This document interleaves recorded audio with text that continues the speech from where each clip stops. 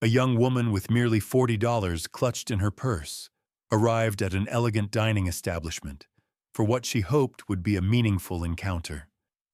From his vantage point at an adjacent table, a successful single father observed her nervous arrival and would eventually settle her entire bill. The restaurant hummed with the familiar sounds of weeknight dining, soft melodies drifting through the air, delicate chimes of glassware, and the gentle percussion of silverware against fine china. Flickering candles at each table cast dancing shadows across rich oak booths and emerald green table linens. While certainly not a premium establishment, this represented the most sophisticated venue Emma had ever experienced for a romantic meeting. She crossed the threshold hesitantly, the overhead chime seeming to announce her presence with excessive volume. Her hands moved nervously along the sides of her vintage dress, a lavender-colored piece that fit snugly at the waist, its edges beginning to show signs of age. The garment had once belonged to her grandmother and had been worn only once previously, years earlier at her nursing school graduation ceremony. This evening, it felt like both protective armor and a vessel of hope combined into one.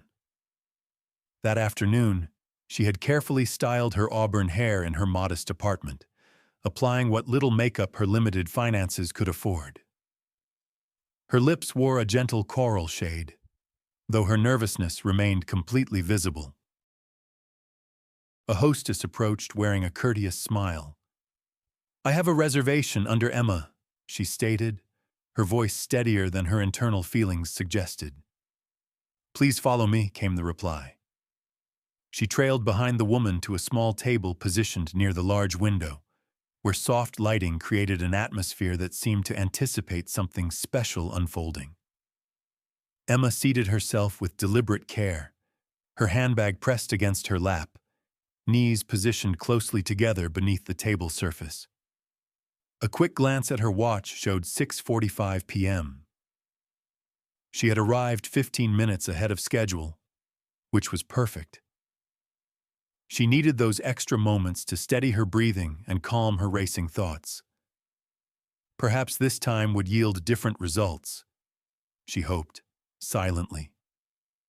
Her eyes scanned the dining room with practiced nonchalance, though they inevitably drifted back toward the entrance every few moments. Their initial contact had occurred through a popular dating application. Marcus had appeared genuinely kind and thoughtful in his messages, never pushing for immediate meetings or sending inappropriate content. His communication style was brief, yet sweet and considerate. When he had suggested meeting at this particular restaurant, she had initially hesitated before ultimately agreeing to the plan. The decision to accept any date invitation had taken her many months to reach, or perhaps years if she was being completely honest with herself. Not far from where she sat, a man dressed in an expensive navy suit slowly stirred a glass of premium whiskey. His physical posture suggested relaxation, but his eyes told a different story entirely. Gabriel Morrison had recently concluded yet another extended business meeting, one of countless such gatherings in recent weeks. But the accumulated stress of his demanding day had not accompanied him into this particular moment. Instead, his gaze had settled on the young woman positioned near the large window, who had entered the establishment, carrying so much visible hope mixed with barely concealed, trembling nervousness. Something about her reminded him of distant memories, of times when he too had believed that meaningful connections could begin with a simple look shared across a restaurant table. 15 minutes passed without incident, then 30 full minutes elapsed. Emma found herself shifting uncomfortably in her chair, checking her mobile phone with increasing frequency. No new messages had arrived in her inbox.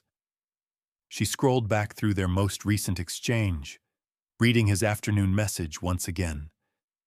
"Cannot wait to meet you tonight." She smiled at those words yet again, as if attempting to convince herself that his interest had been genuine and real. At 7:15 p.m., she composed and sent a brief message. "Hi there. I have arrived at Rosewood Bistro. Just wanted to check in with you." Still no response appeared on her screen. She continued waiting patiently, looking up expectantly each time someone new entered through the front door, making conscious efforts not to fidget excessively with her cloth napkin. By 7:30 p.m., she decided to place a phone call. The line rang exactly once before connecting directly to his voicemail system. A server approached her table with gentle, understanding movements. "Miss, would you prefer to place an order now? We are beginning to experience our evening rush and tables are filling up quickly." Emma blinked in surprise and mild embarrassment. "Oh, I am actually waiting for someone to join me. Could I please have just a little more time?" The server nodded with professional understanding and moved away to attend other customers. Emma opened her small purse and peered inside. A single crumpled $20 bill and some loose change lay at the bottom. Her emergency fund, if she was being completely honest about her financial situation. She had not planned to order any substantial food items, perhaps just coffee if absolutely necessary, but she had genuinely hoped that her date would arrive and suggest sharing a proper meal together. She had hoped for something significantly more meaningful than this current situation. Her phone suddenly vibrated with an incoming message notification. She opened it immediately. "LOL, you actually went there. I was just playing around. Sorry, but you're really not what I'm looking for. Not worth the gas money." Another message arrived immediately afterward. "You seem okay, I guess, but seriously, did you think I was actually coming? This is pretty funny." The screen became blurry as tears formed in her eyes. She blinked forcefully, fighting back the sharp sting of humiliation and rejection. Her jaw tightened with determination and hurt pride. She could sense the other diners around her, couples laughing together, servers moving efficiently between tables, the gentle clinking of glasses. But all of those sounds faded into meaningless, static noise. Her fingers curled tightly around the fabric napkin in her lap. She absolutely refused to cry in this public place. Not here, not in front of strangers. Gabriel, still seated at his nearby table, caught the exact moment when she placed her phone face down on the table surface. He had not overheard the actual words of any messages, but he had observed enough to understand what had transpired. He witnessed the color drain completely from her face and saw the way she straightened her spine as if that single action was the only thing preventing her from completely falling apart. The entire scene felt painfully familiar to him, because many years ago, he too had experienced the crushing weight of waiting for someone who would never arrive. Not for a romantic partner to appear, but for someone, anyone, to believe that he was worthy of their time and attention. Emma remained motionless for several long minutes, her fingers trembling slightly as they gripped the napkin resting in her lap. Her complexion had turned pale, her eyes dry but containing a glassy quality that spoke of barely contained emotion. There was a visible tension in her posture that clearly communicated her desire to disappear entirely, to somehow make herself small enough to slip through the cracks between the floor tiles and vanish from this humiliating situation. Gabriel continued watching from his adjacent table, saying nothing aloud but observing everything. He had not originally intended to linger in the restaurant after completing his own meal, but something about this particular young woman had captured his attention from the very moment she had walked through the entrance.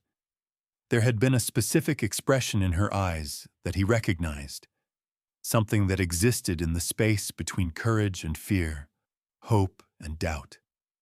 Now there was only the quiet, unmistakable ache of disappointment spread across her features like a fresh bruise that would take time to heal. He noticed the way she shifted slightly in her seat, pressing one hand gently against her stomach area.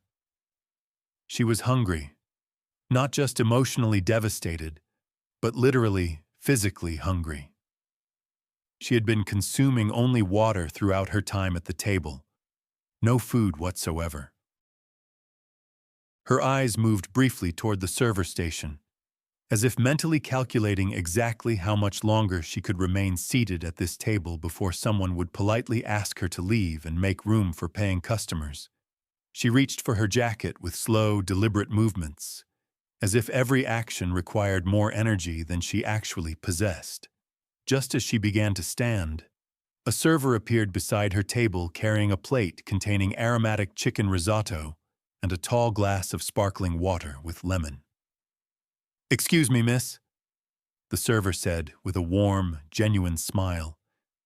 "Here is your dinner." Emma stared in complete confusion. "I did not place any order tonight." "Everything has been taken care of," the server explained politely.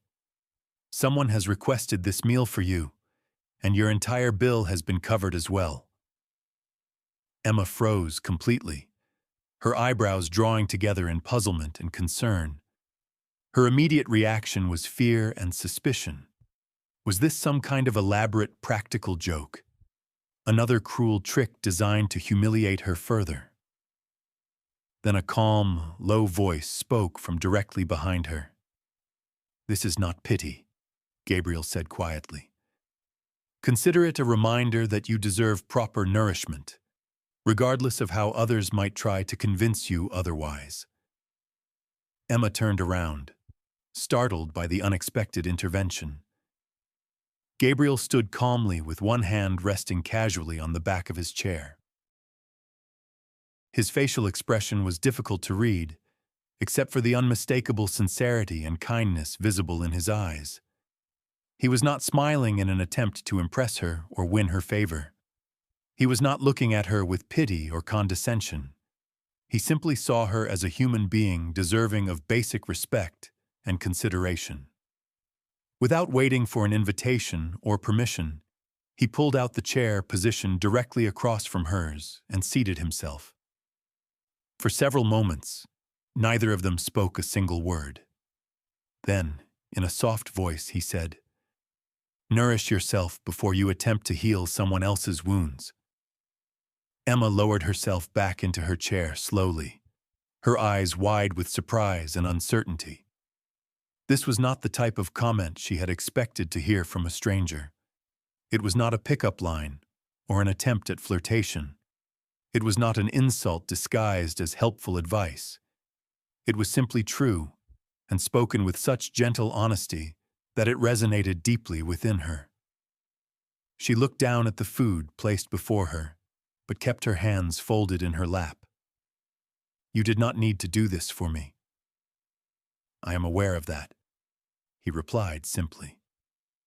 A stretch of silence extended between them, but it was not uncomfortable or awkward. Instead, it felt honest and real. Emma studied him more carefully. He appeared successful and polished, the type of man she would never expect to voluntarily sit across from her at a restaurant table. His suit looked professionally tailored. His watch was understated, but clearly expensive. However, his face told a different story entirely. His expression was calm, genuinely curious, and unmistakably kind. She cleared her throat softly. "You do not know anything about me." "That is correct," Gabriel acknowledged, "but I observed enough to make a decision." She hesitated before asking, "And what exactly did you think you saw?" He leaned forward slightly, placing his elbows on the table and lowering his voice. "I saw someone who made the effort to show up despite her fears. Someone who maintained hope even when faced with disappointment. Someone who waited much longer than she should have been required to wait. Not because she was desperate or had no other options, but because she genuinely believed in the possibility of human connection and kindness. That type of faith still matters in this world. Her throat tightened with emotion that she had not expected to feel. No one had ever described her optimism in such terms before. People typically told her that she was naive, too soft-hearted for her own good, excessively hopeful in a world that did not reward such attitudes. But this stranger, this man with gentle eyes and an expensive suit, had essentially called her brave without using that specific word. She finally lifted her fork and took a small bite of the risotto. The food was warm, substantial, and satisfying. The first proper meal she had consumed in several days due to her tight financial circumstances. Gabriel watched her eat for a moment, then settled back in his chair. "I did not intend to interfere with your evening," he said. "But you reminded me of someone I used to be." Emma looked up from her plate. "And who was that?" He smiled faintly, an expression that carried both sadness and understanding. "A person who believed he needed to become someone entirely different in order to be worth showing up for." Her expression softened as something unspoken passed between them, a small spark of mutual understanding and recognition.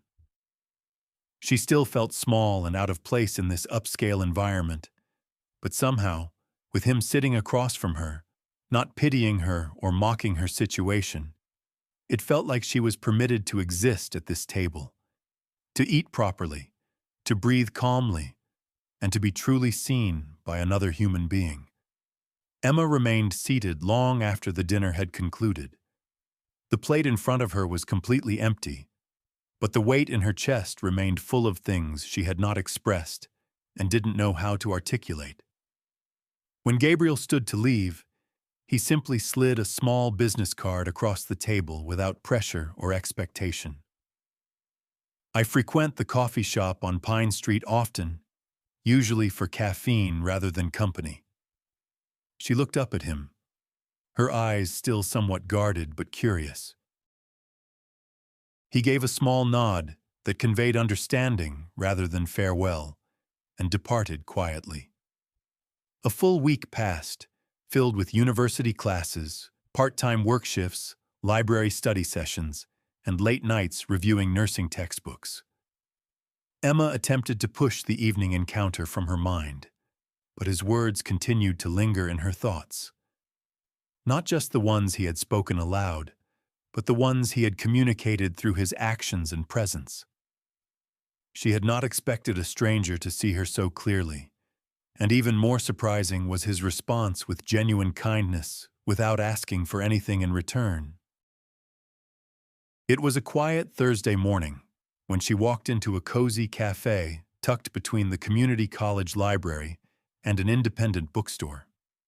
It was the kind of establishment she visited only when her budget allowed, usually for plain black coffee and access to free wireless internet. She was fumbling with her worn coin purse at the counter when a familiar voice reached her ears. "Add her order to mine," Gabriel said to the barista. "She looks like someone who might appreciate oat milk today." Emma turned, surprised to see him seated in the corner booth, laptop open, sleeves rolled up, wearing the same calm smile she remembered. "You remembered my name," she said softly as she sat down with the coffee he had purchased for her. "I remembered your courage," he replied. The name was the easy part to retain. She blinked, unsure how to respond appropriately, but the words warmed something small and exhausted within her core. They sat together in comfortable quiet. The morning sun filtered through large windows, creating soft, golden streaks across their table surface. The air carried the aroma of cinnamon and freshly roasted beans. It was the kind of space that naturally invited conversation, but only if it developed organically. "Do you work somewhere nearby?" she asked eventually. He nodded. "Sometimes. This place is convenient to one of our research partnership locations." Emma offered a polite smile, unsure what additional questions to ask. Gabriel leaned back slightly in his seat. You know, I completely mishandled our last marketing campaign. We attempted to promote a new line of toddler snacks, and the slogan ended up sounding like we were advertising chewing gum for infants. It was definitely not our proudest professional moment. Emma let out a small, genuine laugh. He continued sharing the story of how a popular food blogger had criticized them online, complete with a humorous meme that gained viral attention. He recounted the incident not with arrogance or excessive self-deprecation, but with the kind of humor that comes from someone who had learned not to take professional failures personally. Emma relaxed visibly. No pity in his voice, no probing questions about her background or financial situation, no awkward references to their restaurant encounter. Just a man sharing an amusing story, not as a corporate executive, but simply as another human being. She sipped her coffee thoughtfully. That slogan sounds like something my anatomy professor would absolutely despise. Gabriel grinned. I could definitely use someone like you in our marketing copywriting department. She raised an eyebrow skeptically. I am a financially struggling nursing student, not a branding expert. Exactly, he said. You understand people better than most professional marketers do. They chatted for a while about coffee preferences, childhood snack memories, and how she had once attempted to cut her own bangs using safety scissors. The lightness of their conversation surprised her. When she stood to leave for her next class, she expected him to say something to extend the moment or request her contact information. But he simply smiled, nodded, and allowed her to depart naturally. No pressure, no forced invitation, just genuine respect for her autonomy. And as she walked away toward campus, Emma realized she was smiling again, not because someone had rescued her from a difficult situation, but because someone had listened attentively and remembered their conversation and laughed with her. For the first time in years, she felt like she had shared time with another person, not out of desperation or loneliness, but out of genuine choice and mutual interest. Perhaps that distinction made all the difference in the world. The conference room was modest, but thoughtfully arranged with white folding chairs facing a projection screen, where colorful slides displayed cartoon vegetables and smiling toddlers.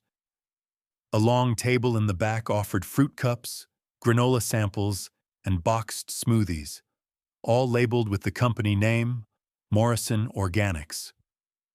Emma sat in the third row, notepad resting in her lap, pen ready.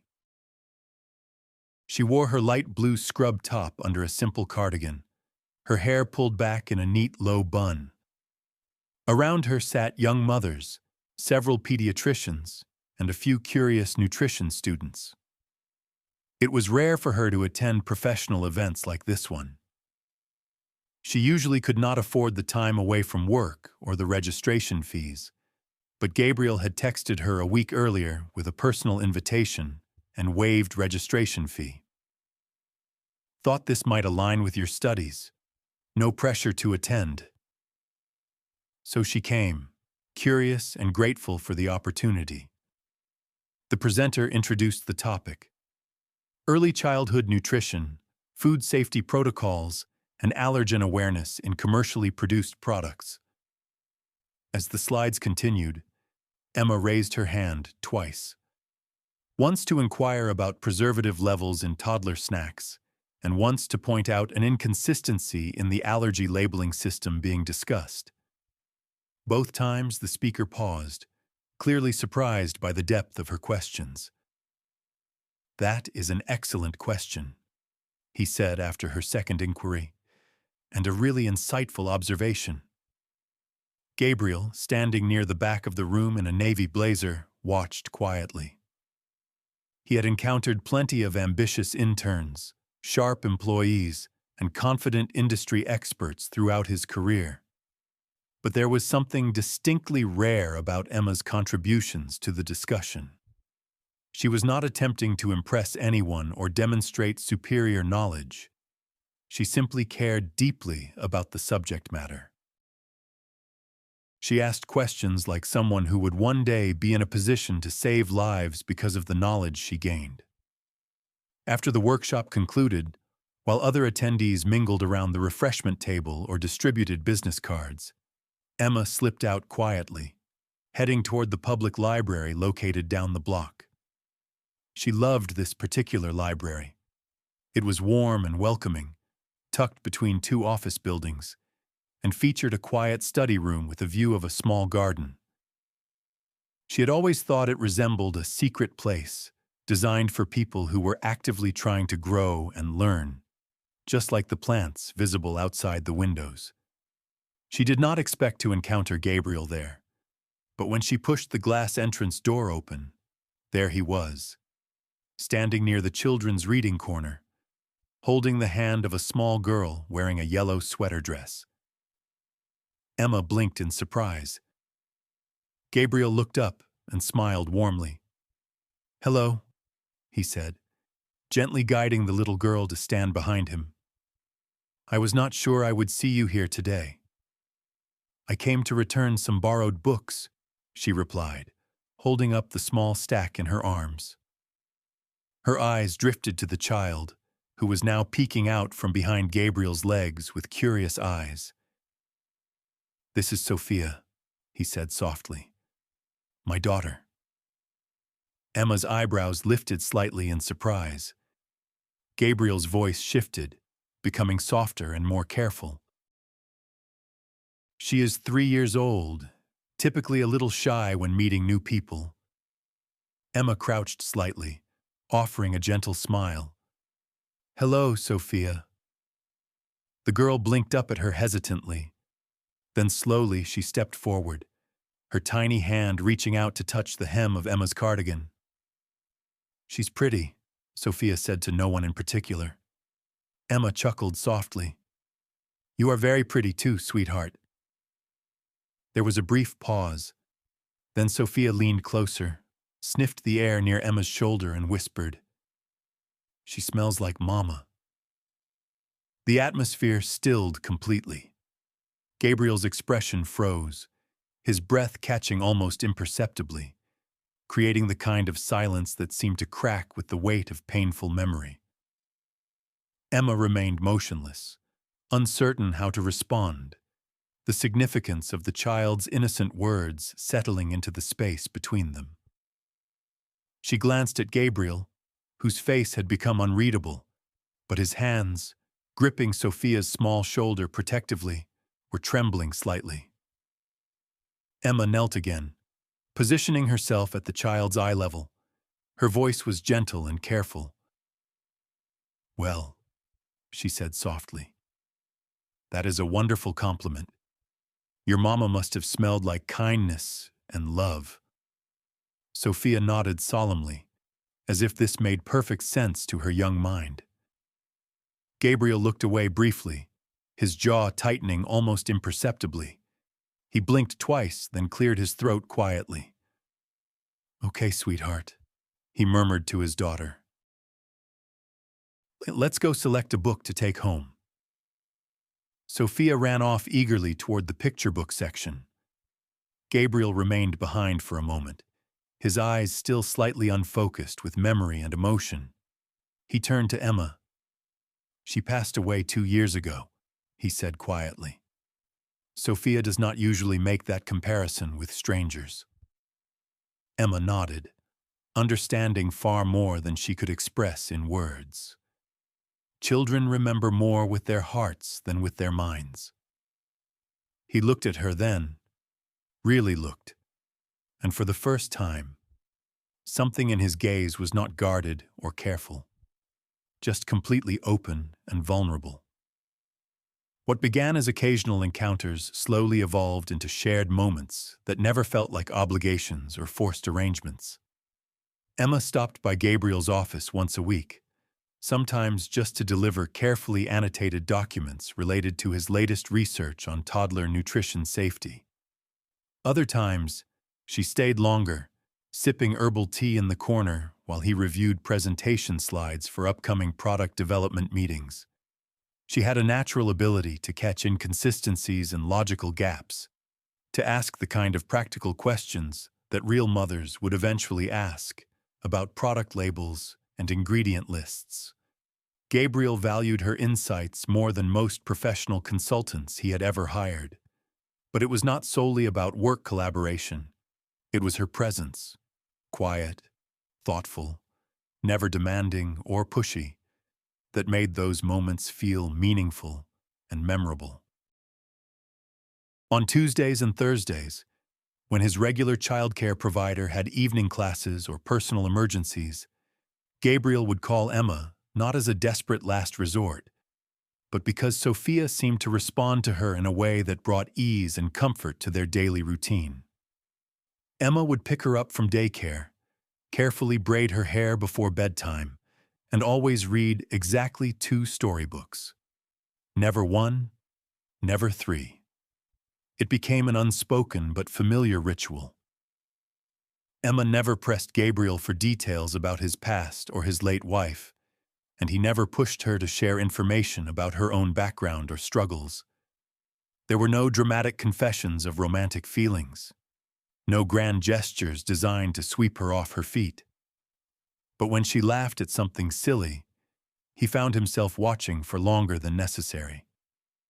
And when he stayed up late working on important projects, he would sometimes draft text messages just to tell her something amusing Sophia had said during the day, but delete them before sending. Their connection was fragile and genuine, built on small moments rather than passionate declarations. Then one evening, the invisible line between helpful friendship and something deeper became blurred. Sophia developed a low-grade fever during the day. Gabriel had remained home from work, attempting to juggle important video conference calls with temperature checks and lukewarm chicken soup. By 4 p.m., he was completely exhausted and overwhelmed. At 4:30, Emma appeared at his front door, carrying a small canvas bag and offering a gentle knock. "You did not sound okay when we spoke on the phone," she said simply. He let her inside without hesitation. The house carried the faint aroma of lemon cleaning products and medicine. Sophia lay on the living room couch under a thin blanket, her cheeks flushed with fever. She opened her eyes when Emma approached and reached out wordlessly with small arms. Emma sat beside her on the couch, running a cool hand across her warm forehead, then retrieved something from her canvas bag, a soft cloth soaked in herbal compress, wrapped carefully in wax paper to maintain its coolness. "Children at the hospital used to love this treatment," Emma explained softly. "A little lavender helps both the head and the heart feel better." Gabriel watched as she pressed the cloth gently against Sophia's forehead. His daughter released a soft breath of relief and closed her eyes peacefully. Minutes passed in comfortable silence. Emma hummed under her breath, the softest melody. Then she began to sing, so quietly it might have been mistaken for whispered breathing. Gabriel froze completely. He recognized that song immediately. He had not heard it in almost 3 years. It was the lullaby his wife used to hum when Sophia was still small enough to sleep in their bed after experiencing bad dreams. A gentle melody adapted from an old folk tune, modified with nonsense lyrics and a line that always made Sophia giggle. "The moon wears socks when it gets cold at night." Emma sang it word for word, note for note. Gabriel's knees weakened, and he sank into the armchair behind her, his breathing becoming shallow and unsteady. He did not interrupt her song. He did not move or speak. But tears came suddenly and unstoppably, Years of carefully controlled grief, of keeping everything organized and manageable, of being strong for his daughter's sake. Emma's voice trembled for half a beat as she noticed his emotional response, but she continued singing until the song reached its natural conclusion. When the melody ended, she looked over her shoulder. Gabriel sat with his face buried in his hands, silent but shaking. "I had no way of knowing," she whispered apologetically. He shook his head slowly. "You could not have known." A long pause stretched between them, heavy with unspoken understanding. "She used to sing that every single night," he said hoarsely. "I thought Sophia had completely forgotten." Emma looked down at the little girl who now slept peacefully in her lap. "Children do not forget love," she said gently. "They just wait patiently to hear it again." He nodded slowly, unable to speak further. No dramatic declarations followed, no confessions of hidden feelings. But when Emma gently placed a soft blanket over Sophia's legs and leaned her head against the back of the couch, Gabriel did not move from his chair. They remained like that for a long time. One man, one woman, and a sleeping child, without naming what they were becoming, but understanding that it was already there. 3 separate people slowly, quietly becoming one family unit. The acceptance letter arrived in a plain envelope with the scholarship committee's name printed neatly at the top.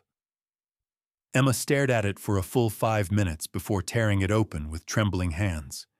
She read the first line once, then again, then a third time before releasing a breath she had not realized she was holding. Full tuition coverage, 1-year accelerated program, pediatric nursing specialization, located in Colorado. It represented everything she had worked toward, everything she had quietly hoped for during late nights when the world felt overwhelming and the future seemed impossibly distant. But instead of pure elation, her chest tightened with conflicting emotions, because accepting meant leaving. Leaving the quiet warmth of Gabriel's kitchen, leaving Sophia's bedtime stories, leaving the strange but steady rhythm of something that felt almost like a real life and family. She waited 3 full days before telling him about the opportunity. They were at Riverside Park, Sophia chasing soap bubbles, while Emma sat beside Gabriel on a wooden bench, the acceptance letter folded neatly in her jacket pocket. "I received the scholarship," she said softly. Gabriel turned to her immediately, eyebrows raised, smile genuine and immediate. "Emma, that is absolutely incredible news." She nodded, keeping her eyes fixed on the ground. "It's in Colorado. The program starts in August and lasts 1 full year." The wind rustled through the trees overhead, scattering golden leaves across their feet. Gabriel remained quiet for a long moment, processing the information. Then he said, "You should definitely go." Her eyes snapped up, genuinely surprised. "You really think so?" He nodded without hesitation. "You earned this opportunity through your hard work and dedication." "But what if—" She swallowed nervously. "What if you think I am just leaving when things finally get good between us? Like I used you and Sophia for emotional stability, and now I am walking away when it becomes inconvenient." Gabriel's expression softened completely. He shook his head slowly. "Loving someone," he said carefully, "does not mean holding them back from their dreams. It means refusing to clip their wings when they are ready to fly." The words landed deeper than she had expected. They settled into places inside her that still feared abandonment, still believed she had to prove her worth by staying in one place and never asking for more. Emma blinked rapidly, then turned away, watching Sophia chase a bubble that floated just beyond her reach. She departed for Colorado in early August. The night before her flight, Gabriel invited her to have dinner at his house with Sophia. They ate homemade pasta by candlelight, Sophia's specific request, and created a paper chain representing days until Emma's return. One colorful link for each week of separation. When it was time to say goodbye, Emma knelt down to Sophia's eye level. But before she could speak, Sophia threw her small arms around Emma's neck and whispered, "You are not going far away. Daddy says hearts do not care about distance." Emma closed her eyes, pulling the little girl closer against her. It was the kind of farewell she had never experienced before, one without guilt or fear or desperate clinging, just pure love and trust. She looked up at Gabriel, who stood by the front door with his hands in his pockets, his expression unreadable but unmistakably warm. No desperate promises, no wait for me declarations. Just silent understanding that something genuine could survive the physical space between them. That love in its truest form does not demand constant proximity or immediate gratification. Emma cried that night in her empty apartment, not because she was being abandoned or left behind, but because for the first time in her life, she was being released without being disappointed. She was being supported in pursuing her dreams, instead of being asked to choose between love and personal growth. The community hospital looked almost exactly the same as she remembered. Sterile white walls, soft beeping monitors, nurses in comfortable shoes moving efficiently between patient rooms. But something about walking through those doors this time felt entirely different and new. Emma stood at the staff entrance, clutching her new identification badge, her white coat freshly pressed and crisp. Registered nurse was printed beneath her name in bold letters. She had actually accomplished her goal. After a year of demanding coursework, overnight clinical rotations, and missing home more than she had ever expected possible, she was back in her hometown, stronger, more confident, and more certain of her identity and capabilities than ever before. The morning passed quickly with introductions, paperwork completion, and catching up with familiar faces from her earlier internship days. Just before lunch break, a colleague handed her an elegant white envelope. "There is a special event this afternoon. You have been personally invited," she said with a knowing smile. The invitation was simple and sophisticated. Product launch event, first steps forward, a celebration of nourishment, dignity, and new beginnings. Location: rooftop garden, Morrison Nutritional Research. Time: 3 p.m. She knew immediately who had sent it. At exactly 3 p.m., Emma stepped out of the elevator into the rooftop garden space, an airy area lined with flowering herbs, hanging string lights, and rows of white chairs. A long display table in the center showcased pastel-colored packaging, each box marked with the same elegant script: "First steps forward," for the women who chose hope over hunger. Emma stopped walking abruptly. Her throat tightened as she examined the product design more closely. It was subtle, but the silhouette printed on the side of each box, a woman cradling a child protectively, a spoon held in her free hand, was unmistakably familiar and meaningful. Gabriel was standing near the speaking podium, addressing a small crowd of investors, staff members, and local press. His voice was calm and professional, but when his eyes met hers across the rooftop space, the corners of his mouth lifted just slightly. He concluded his presentation, shook several hands politely, then walked directly toward her through the crowd.